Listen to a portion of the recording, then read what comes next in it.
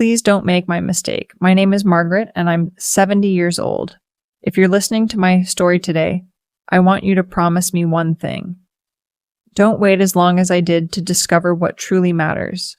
When I was young, I believed happiness was something I had to earn. I thought it lived at the end of success, inside a bigger paycheck, a nicer house, or a perfect life. Every morning I woke up with another goal, another deadline, another dream to chase. I kept telling myself, just a little longer. Once I get there, I'll finally be happy. But there never came. I grew up in a small town where my parents worked hard every single day. They taught me that success was measured by sacrifice, so I sacrificed everything. I skipped family dinners because of work. I canceled vacations because I didn't want to fall behind. I even ignored my own health because I believed resting was for people who weren't ambitious. Years turned into decades before I even noticed. People looked at my life and thought I had everything. I had a successful career, a beautiful home, and a family who loved me. Friends often told me how lucky I was. They saw the smiles in photographs, the holiday gatherings, and the achievements hanging on my office wall. What they couldn't see was how empty I felt inside. Every accomplishment gave me happiness for only a few days. Then my mind would immediately search for the next goal. I never stopped long enough to enjoy what I had already built. One evening, after another exhausting day at work, I walked into my house and realized something strange. My children were laughing together in the living room, but I couldn't remember the last time I had actually sat down and laughed with them. I was physically there, but mentally I was always somewhere else, thinking about tomorrow. That night, I stared at the ceiling for hours, asking myself a question I had never dared to ask before.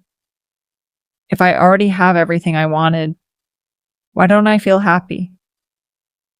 I had no idea that life was about to answer that question in the most painful way imaginable. The answer came quietly, without warning. A few months after that night, my husband David started complaining about feeling tired all the time.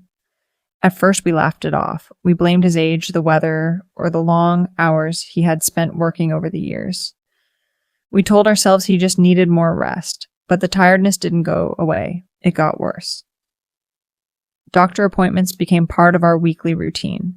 Blood tests turned into scans, scans turned into more tests. Every visit seemed to end with another unanswered question.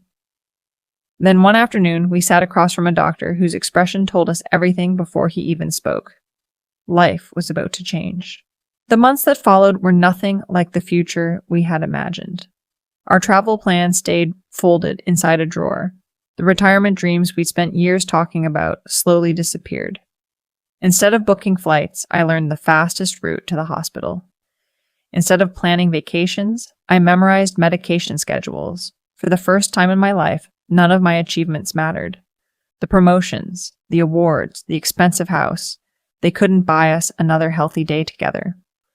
One evening, I was sitting beside David's hospital bed as the sun disappeared behind the city skyline. The room was unusually quiet. Machines hummed softly in the background while he stared out the window. Without looking at me, he smiled.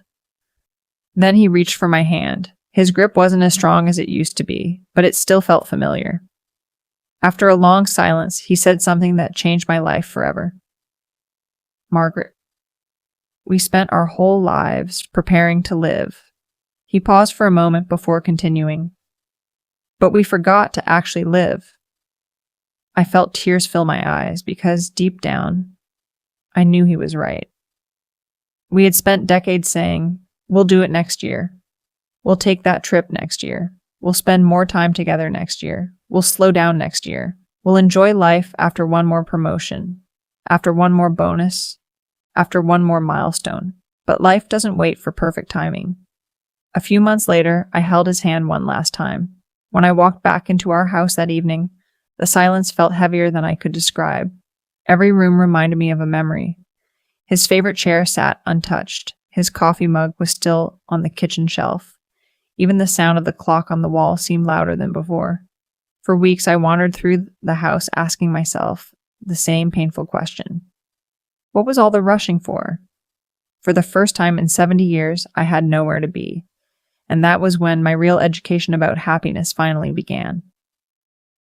The first few mornings were the hardest. For more than 40 years, my days had always started with a schedule. There was always somewhere to go, someone to call, or something that needed my attention. Suddenly, the calendar that had once been over